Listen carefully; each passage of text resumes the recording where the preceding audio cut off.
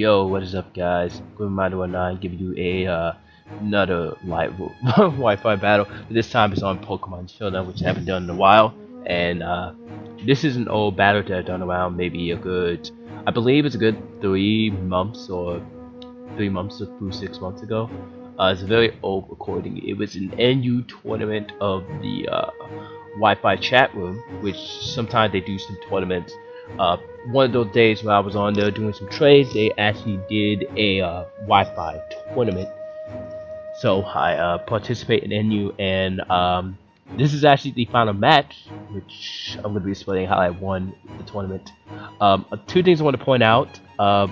Before I start off, by the time you see this video, Showdown Live, not Showdown Live, another Pokemon Rejuvenation will be posted sooner or later right after, because it's something that, well, I didn't plan to do something on Saturday because I was like pretty relaxing doing Saturday. I did some plans today, and that was a family. Another thing is, you can see in the chat, he said I cheated it. The tournament did not block scouting, so pretty much the guy who got in the final pretty much saw my entire team from the last match. The last guy ran a similar team where he ran, and I just switched up 2 teams. I pretty much used 2 teams in this tournament because of just, since scouting was allowed, I did not want people to make a counter team, which is pretty common. It was pretty annoying, kind of ruins the whole point. But no, I just changed my team just to be safe, as I'm glad I did, because the other team did still need to work, and one of the mons is getting currently tested right now, so I'm probably going to have to change that team. But anyways, as you can see, he had the Gigabyte, the Clado, the Miss Magius, the Mega Audinome. My opinion of Mega Audinome is pretty, it's not a bad Pokemon in this meta, but it's a really bad Pokemon in general, because the Mega Evolution isn't really all that great. It's sure it gets fairy typing add on, but it just makes it, gets more weakness than what it resists. So as you can see, we're running a fire, water, and grass kind of weird core. It's a pretty weird wild core. We have Torterra that pairs up well with both Bantai and Lantern. It's a pretty interesting team. It's actually pretty much a cookie cutter team. I just built this team just randomly, just for fun, and I pretty much got involved with the original team against you boys as most of the time. So let's begin the battle. Let's start the battle.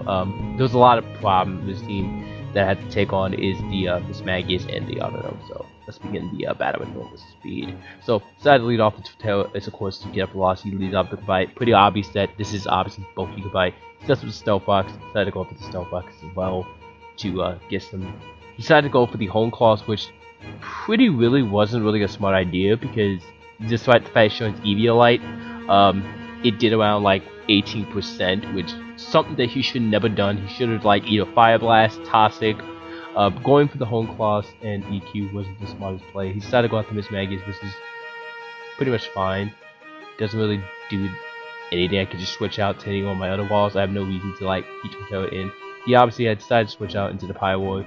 Pretty much is the only deck I can switch out to this. And he does go for the Substitute, which is kind of fine because I also speed this thing, and this will force him to attack. He decided to set up a Magic Club, which is kind of a bad idea on his part because he's just gonna lose his Magius. I don't think he should have subbed, knowing the fact that I have a couple of switches to Pokemon.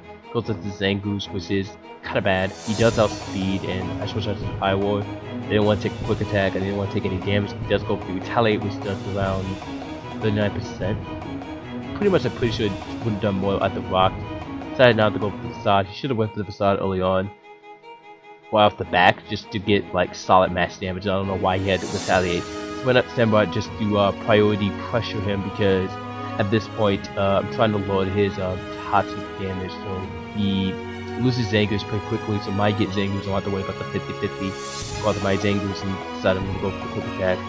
And he hard switched out into Gigabyte. Pretty much is a good switch in the Stealth Ladder, because I'm going to take Rocky Helmet damage and all that good stuff.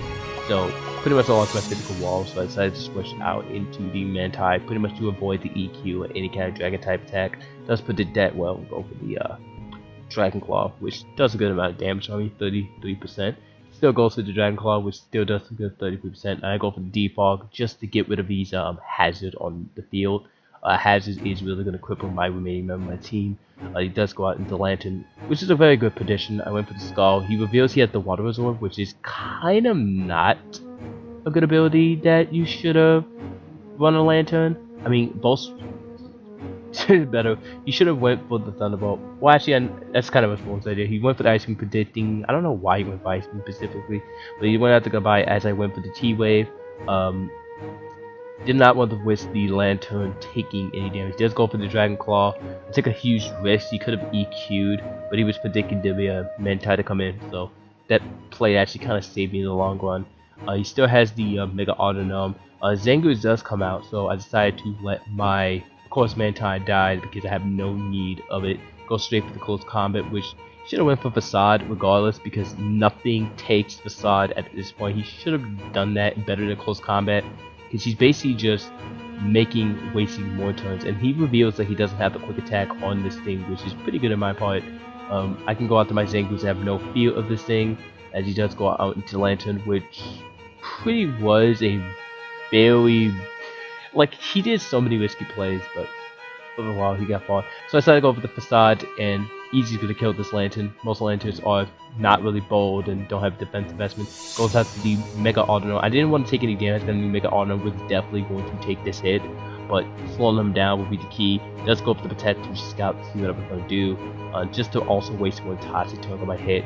Decided to go for the, I think I went for the T-Wave, which he predicted that well, which doesn't really matter because Pyro is going to do a good amount of damage. He double switches out into the Autonom, which was fine by my part. I don't really mind if he does that because I'm still going to keep doing that. I decided to reveal I have the Toxic as well on this thing. I don't know why I'm running T-Wave and Toxic on the set during that time. I don't think that was really a smart set on my part. So I still go for the Scarf just to make sure to see what he does. He does go for the Calm Mind, which shows that he's a Protect Wish Stalling set, which is pretty darn annoying at this point. So I decided to go out the Pyro and just like damage him. As he does reveal the Dazzling Gleam, which means he doesn't have the heal bell on this thing, which is good because he can't use Clinic. He has no switching, so he decided to go out to Clado. As we went for the Hyper Voice, which does around 54%.